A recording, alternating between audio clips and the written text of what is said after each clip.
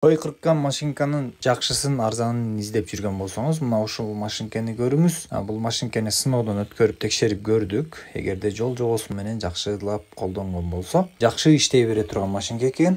Бул 10 чактыдай кою кыркылды. Өзүнүн жолу менен дегенде майлап, же болбосо милага салып, тез бычагын тазалап колдоно берсе, мына ушундай кылып тегиз кылып кыркат экен. Видеонун аягында бар кандай кыркылганы. Эгерде сиздерге жаккан болсо, мына ушул машинкенин баасы 7500 сом. Бардык аймактарга жеткирип берүү бар. Номерлерди калтырабыз. Сөзсүз түрдө биз менен байланышыңыздар.